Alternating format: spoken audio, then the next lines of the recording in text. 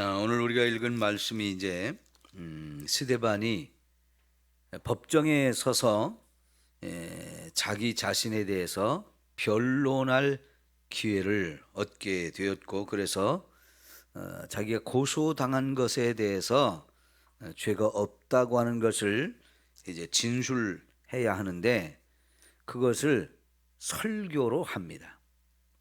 그런데 이제 우리가 앞에서 베드로의 설교가 2번 있었죠.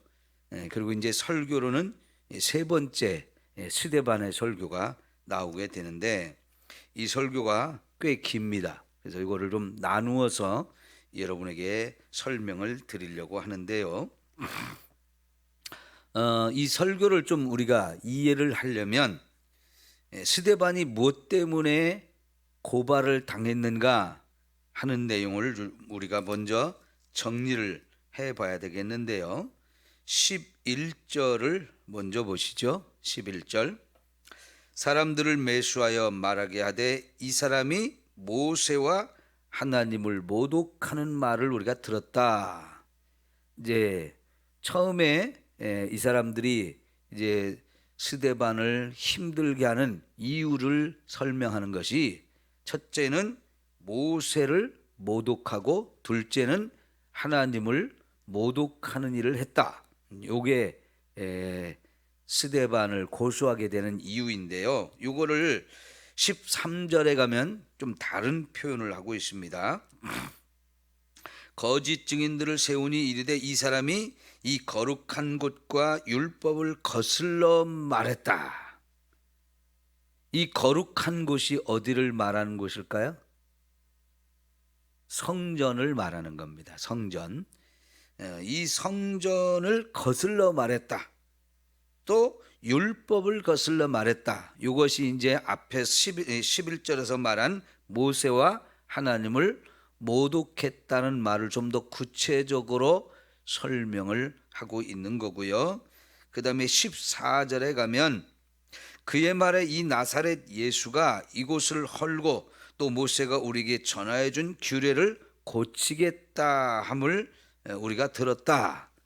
요 14절에는 더 구체적으로 표현을 해서 결국은 나사렛 예수가 한 말, 나사렛 예수가 행한 일들, 그런 일들이 결국은 이제 뭐냐? 이곳을 헐고 모세가 우리에게 전하여 준 규례를 고치겠다, 그런 말을 했다는 거죠. 그러니까 이곳이 아까 말한 13절에 말한 거룩한 곳이에요. 자, 그러면 이게 뭐냐면 예수님께서 제자들이나 많은 유대인들이 헤롯이 지었던 그 성전을 막 자랑하는 것을 여러 번 들었어요. 그 성전을 자랑하는 이유가 뭐예요? 우리는 이렇게 어마어마하고 대단한 성전을 가지고 있다는 거죠.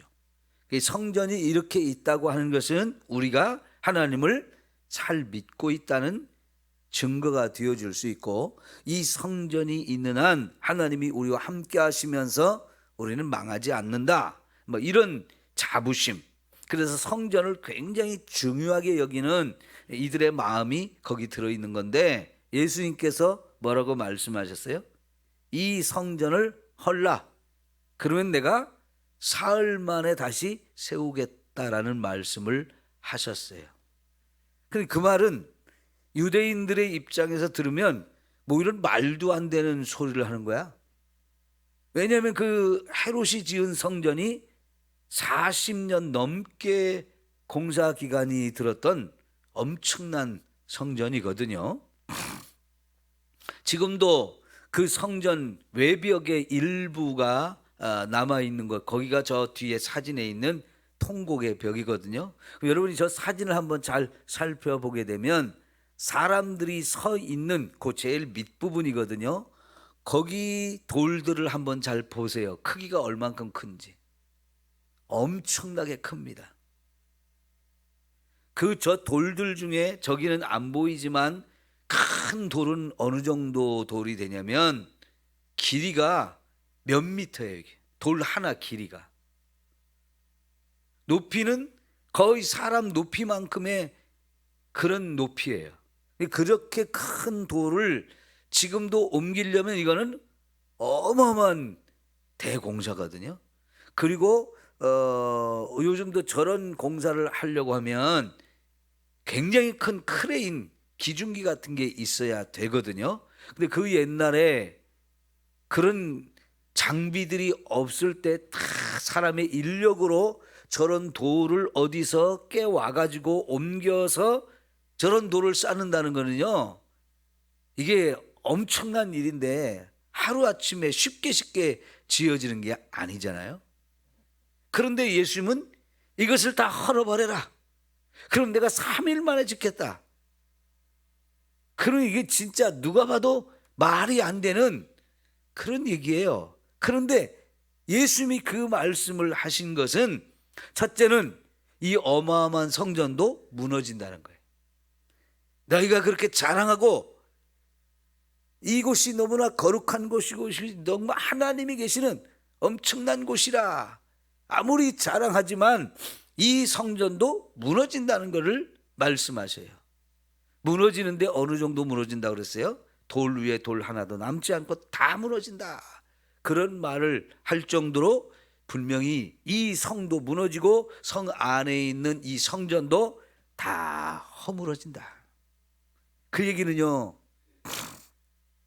과거에 바벨론에 의해서 나라를 완전히 망해서 잃어버리고, 그리고는 백성들이 다 노예로 끌려가고 성전이 다 불태워지고 성벽도 다 허물어지고 불타는 이런 끔찍한 사건이 있었잖아요. 근데 그와 같은 사건이 또 다시 일어날 것이라는 것을 말씀해 주는 거기 때문에 당시 유대인들이 인정을 못해요. 왜? 우리가 뭐가 문제인데? 그러면서 이해할 수 없다고, 받아들일 수 없다고 그렇게 생각하거든요. 근데 두 번째는 뭐냐면 예수님이 말씀하시는 이 성전은 눈에 보이는 이 성전이 중요한 게 아니고 이제 예수님의 몸이 성전이라는 걸 말씀하시는 거예요. 그래서 이 성전을 헐라 내가 다 3일 만에 다시 세운다는 것은 예수님이 자신이 십자가에 죽음을 당했다가 3일 만에 다시 부활하는 것을 말하는 내용이었어요. 그런데 지금 유대인들은 그걸 전혀 그 십자가와 부활이 있기 전이기 때문에 이걸 전혀 이해를 못하지요. 그리고 지금 성전의 개념이 이제 바뀌어야 된다는 겁니다. 성전의 개념이. 눈에 보이는 사람이 지은 이 땅의 재료로 만든 성전, 그거는 이제 의미가 없어져요. 왜냐하면 거기서 제사 드리는 것도 이제 끝나니까요. 예수님께서 십자가에 죽는다는 것은 그 성전에서 짐승으로 드리던 제사, 그래서 우리의 죄를 해결받던 그 제사를 이제는 예수님 자신이 자신의 몸을 제물로 삼아서 영원한 속죄 제사를 십자가에서 드리시기 때문에 그 구약의 모든 제사가 예수님의 십자가를 통해서 완성이 되어지고, 그래서 우리 죄사함은 짐승을 제물로 잡아서 드리는 것이 아니라 예수 그리스도를 믿음으로 우리가 죄사함을 받게 되어지죠. 그러니까 완전히 이제 예수님을 통해서 성전의 개념도 바뀌고 또 제사도 완전히 예수님을 통해서 성취되니까 그 구약의 제사가 폐지되고, 그러면 더 이상 성전이 필요가 없는 거예요. 그러니까 이 눈에 보이는 지금까지 구약 시대에 계속해왔던 이 성전과 거기서 드리는 제사가 완전히 이제 끝난 거지요.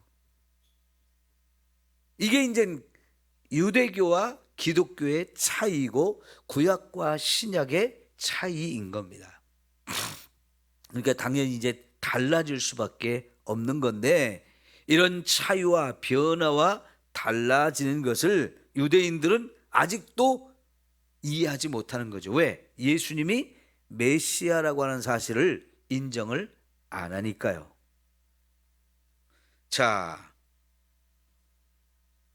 그러면서 모세가 우리에게 전하여 준 규례를 고치겠다 그랬는데, 예수님께서 마태복음 5장부터 6장 7장까지 산상수훈에 대해서 우리가 기록되어 있는 내용을 보게 되면, 너희가 구약에서 이렇게 모세가 전해준 말을 들었는데 나는 그 말을 이렇게 해석한다고 하면서 많은 율법을 유대인들이 생각하던 개념을 완전히 바꿔줘요. 살인하지 말라 하는 말씀을 하셨을 때 그 말을 우리가 살인만 안 하면 된다, 그래서 살인을 안 하는 걸로만 생각을 했거든요. 그런데 예수님은 그 의미를 어떻게 가르쳐 주시냐면 사랑하지 않은 것 다 살인이라는 거예요. 내 형제를 미워하거나 형제를 욕하거나 그런 마음만 가지고 있어도 이거는 살인하지 말라는 이 말씀을 이미 어긴 것과 같다라고 말씀을 하시잖아요. 간음하지 말라 하는 말씀을 하셨는데 간음하지 말라고 했을 때 내가 간음만 안 하면 돼 이렇게 생각하는 것을, 여자를 보고 음욕을 품기만 해도 이미 그거는 간음한 거다, 이렇게 말씀을 해석이 달라져요. 예수님의 말씀은 유대인들이 계속 오랫동안 해석해왔던 것이 너무나 잘못된 해석이고 문제가 있다는 걸 드러내 주시면서 이 말씀을 주신 하나님의 의도가 뭔지를 정확하게 파악하고 그것을 가르쳐 주는 거였거든요. 그러니까 율법을 고치겠다는 말이 사실은 아니고 율법을 바르게 이해하지 못한 그들에게 하나님이 그 율법을 주셨던 그 하나님의 의도, 하나님의 마음이 뭔지를 정확하게 가르쳐 줌으로 인해서 그들의 해석이 잘못되어 있고, 그래서 말씀대로 산다고 자부심을 갖고 그것을 그렇게 해서 의로워진다라고 생각하던 그들에게 너희가 지금까지 너무나 엉터리로 잘못 살아왔다, 그거는 하나님의 말씀을 제대로 이해하지 못했기 때문이라는 거지요. 여러분, 예수님은 율법을 폐하러 오신 분이 아니고 완성시키러 오신 분이었어요. 그러니까 율법을 고치는 것도 아니고 율법을 폐지시키는 것도 아니고 모세를 모욕하는 것도 아니에요. 그런 성전을 주시고 율법을 주신 하나님을 모독하는 것도 아니에요. 예수님 자신이 하나님의 아들이셔요. 그 하나님의 아들이 이 땅에 오셔서 그렇게 성전을 건축하게 하시고 율법을 주셨던 그 하나님의 의미, 하나님의 마음, 하나님의 의도를 정확하게 가르쳐주고 그것을 성취하러 오신 분이라는 것을 이렇게 설명하는 내용들인데, 예수님이 그런 분이라고 이렇게 가르칠 때 이것은 그들의 입장에서는 이해를 못하고 받아들이지 않게 되는 거죠. 그래서 이제 그 문제를 가지고 고소를 한 겁니다.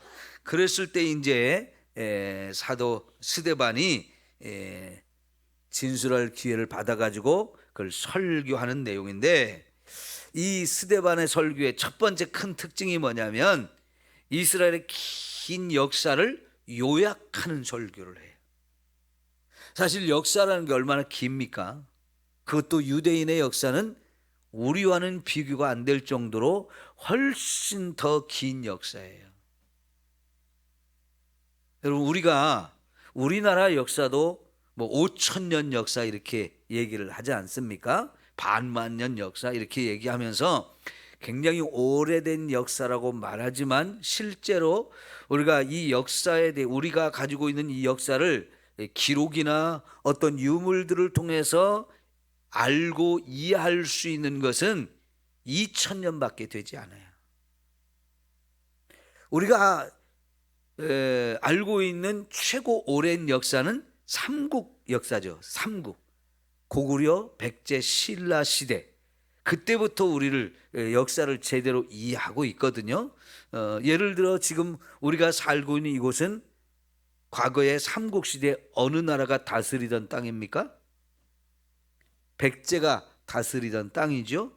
가깝게는 요 익산에 백제가 망하기 전에 수도를 이쪽으로 옮기려고 막 건물을 짓고 여러 가지 일을 하던 그때가 있었어요. 그래서 백제는 이 전라도 지역, 충청도 지역, 경기도 지역까지 이렇게 지배하던 그런 역사가 있는 땅이죠. 우리는 익산의 미륵사지라든가 이런 유물들을 통해서 백제 시대가 있었다는 걸 충분히 다 이해하고 알고 있잖아요.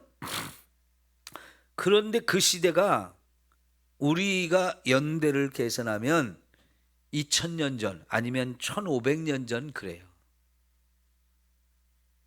근데 지금 유대인의 역사는 아브라함부터 시작이 되는데 그 아브라함 때부터 하면 거기서 또 2000년이 더 거슬러 올라가야 돼요. 2000년을.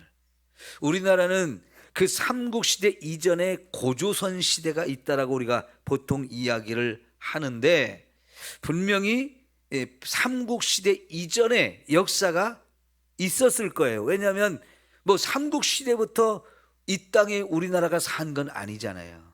이 땅에 우리나라 백성들이 정착하고 산 것은 그 삼국시대 이전도 충분히 있다는 것을 우리는 이해를 할 수 있는데 문제는 뭐냐면 그 시대에 대한 유물도 없고 기록도 하나도 없는 거예요.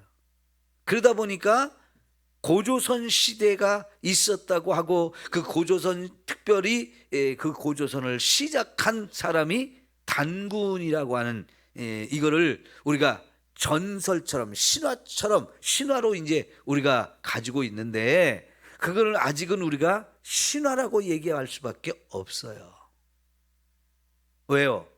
그 시대에 대한 기록도 없고 그 시대에 대한 유물도 없기 때문에 우리는 그걸 신화로 이해할 수밖에 없는데 여러분 유대인들의 역사는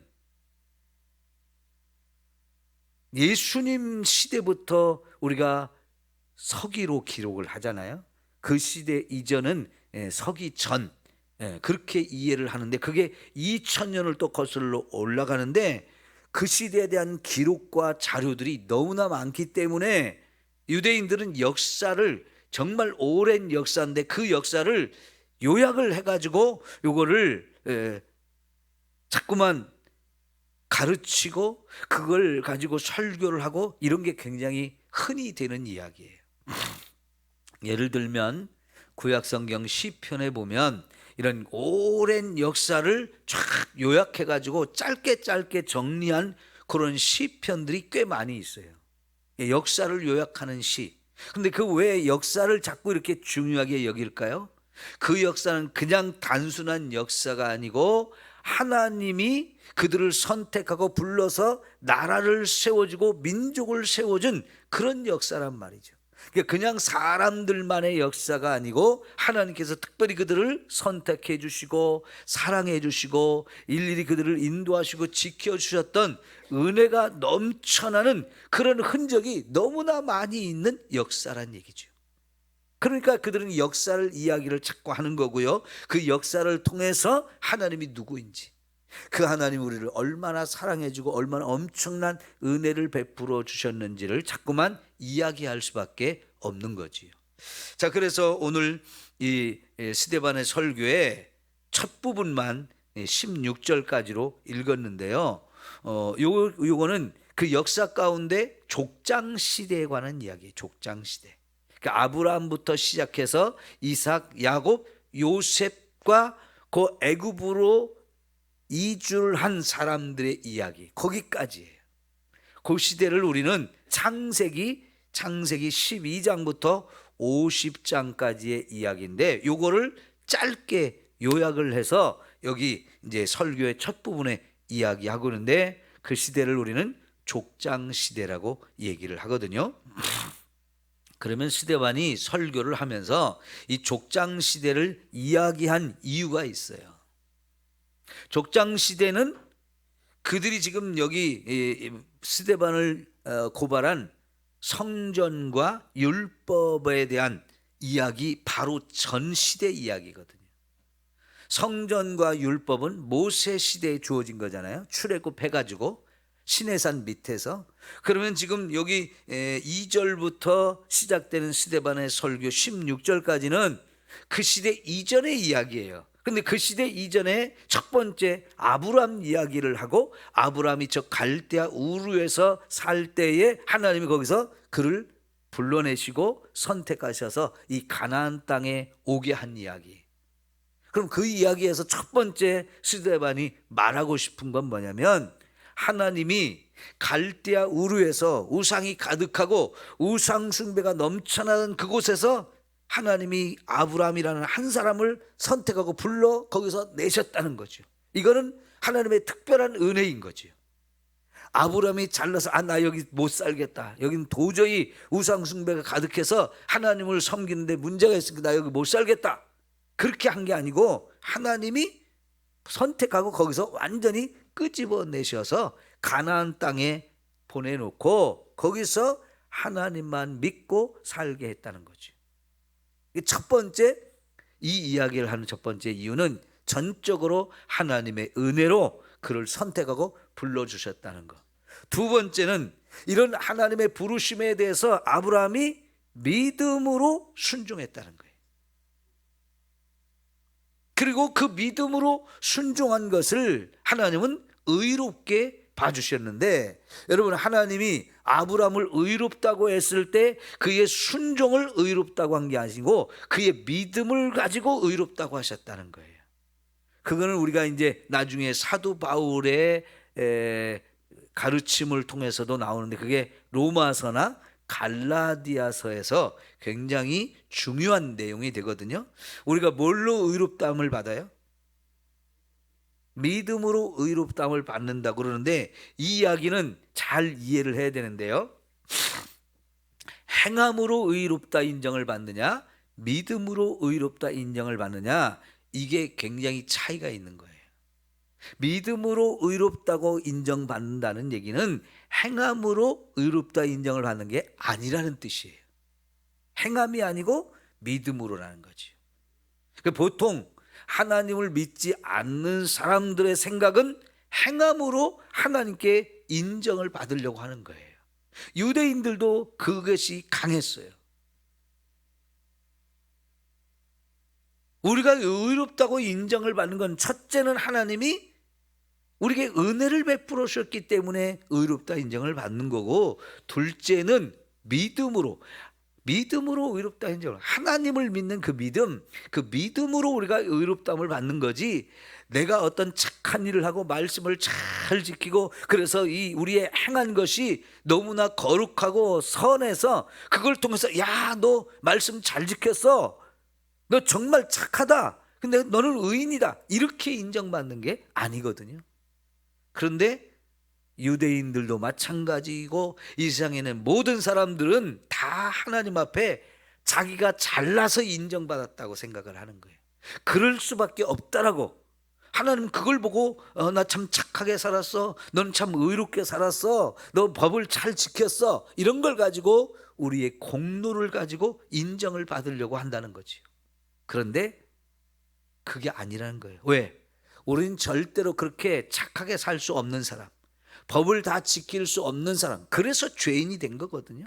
근데 죄인이 된 우리가 내가 잘나서 착해가지고 인정을 받으려고 자꾸만 하니까 이거는 말이 안 되는 거예요. 엉터리가 되는데, 하나님께서는 우리에게 죄인이지만 그 죄를 다 용서해 주신다는 거지. 어떤 사람한테?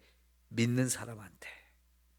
그러니까 하나님의 은혜로 우리가 의롭다 인정받고 믿음, 그거를 보시고 하나님이 의롭다 인정해 주셨다는 거죠. 자, 그게 이제 우리가 율법을 생각하는 차이인 거예요. 유대교와 기독교의 차이예요. 근데 유대교에 속한, 예수를 그리스도로 인정하지 않는 대부분의 유대인들은 다 우리가 말씀, 하나님부터 율법을 받았고 그 율법을 우리가 잘 지키고 있기 때문에 우리가 의롭다 인정을 받았다, 그렇게 얘기를 하는 건데, 예수님은 아니다, 너희는 말씀을 못 지켰다. 말씀을 주신 건 너무나 감사하고 그 말씀을 가지고 있다는 거 대단한 일이지만, 문제는 너희가 그 말씀을 못 지켜서 너는 의인이 아니고 죄인이다. 그럼 죄인은 죽을 수밖에 없다, 그 얘기를 하는 건데요. 자, 그런데 하나님이 너희를 용서해 주기를 원하신다. 뭘로? 하나님의 은혜로, 그리고 그가 보내신 메시아 예수 그리스도가 십자가에서 죽으심으로 우리 죄 문제를 해결했다는 걸 믿는 이 믿음으로 우리가 용서받는다는 얘기를 하는 거지요. 그게 이제 족장시대 이야기를 한 이유입니다. 그리고 요셉 이야기를 마지막에 좀 길게 적고 있는데요. 요셉은 구약 인물 중에서 예수님을 가장 많이 닮은 사람이에요.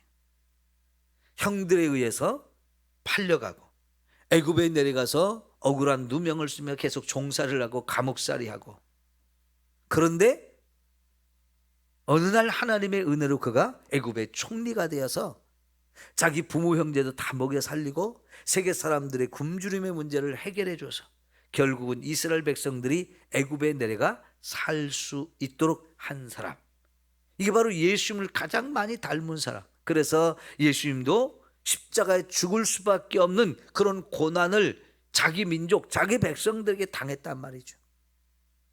그러나 그분이 살아나셔서 죽은 자 가운데 살아나서 우리에게 영원한 생명의 길로 인도하고 영생의 축복을 주는 그런 놀라운 분이 예수님인데, 그 예수님을 가장 많이 닮은 이 요셉의 이야기를 마지막으로 한 거죠. 자, 그렇게 해서 이제 족장시대 이야기가 끝이 나고, 내일 아니 오늘이 금요일인가요? 예, 금요일이니까 다음 주에 이 내용을 계속 이어보도록 하겠습니다. 여러분, 우리는요 스데반 같이 믿음 가지고 살다 보면 이렇게 어처구니 없는 일도 당하고 억울한 일도 당하고 많은 고난이 우리에게 찾아올 수 있습니다.